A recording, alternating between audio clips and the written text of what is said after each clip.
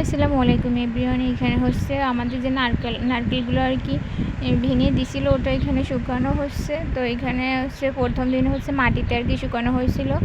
আর এখানে হচ্ছে আমি লিচু মাখা করতেছিলাম। অনেকগুলো লিচু ছিল, কিন্তু সেগুলো সব শুধু শুধু খাওয়া হয়ে গেছিলো। আর এখন হচ্ছে এইগুলো ছিল, তো এইগুলো হচ্ছে আমি একটু মেখে খাচ্ছিলাম আমারগুলো আর কি। তো লিচু মাখা এভাবে খেতেও অনেক মজা লাগে। আর এইখানে হচ্ছে আম্মু কি যেন কলম্বো মাছ রান্না করছিল রাত্রে, আলু দিয়ে আর বেগুন দিয়ে। তো এই তরকারিটা অনেক মজা হয়েছিল।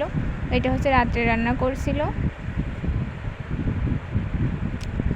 আর এইখানে হচ্ছে পরের দিন হচ্ছে নারকেলগুলো আর কি আমাদের বাথরুমের যে ছাদ, ওইখানে আর কি রোদে দিতে আসছিলাম। এইখানে রোদে না দিলে আর কি নিচে রোদে দিলে আর কি শুকাচ্ছিল না। তো পরে হচ্ছে আমাদের বাথরুমের ছাদে যে গাছগুলো ছিল ওইগুলো আর কি পরিষ্কার করে এখানে আর কি রোদ আসা লাগায়, তারপর হচ্ছে এখানে আর কি রোদে দিয়ে দিচ্ছি। আর এক রোদেই নারকেলগুলো শুকিয়ে গেছিলো, কিন্তু এক রোদ না, আরও অনেকগুলো রোদ দিতে হবে। একদম কড়কড় হয়ে গেলে তারপর হচ্ছে আর কি রোদ ওগুলো আর কি ভাঙাতে দিতে হবে তেল বানানোর জন্য। তো আমি হচ্ছে এখানে সুন্দর করে আর কি মেলে দিচ্ছিলাম। হাত দিয়ে দিলে হাতে তেল লেগে যাচ্ছিলো, এই জন্য একটা বস্তা হাতে আর কি বেঁধে তারপর হচ্ছে ওটা দিয়ে আর কি মেলে দিচ্ছিলাম সুন্দর করে। তো এখানে হচ্ছে আমার মেলে দেওয়া হয়ে গেছিলো।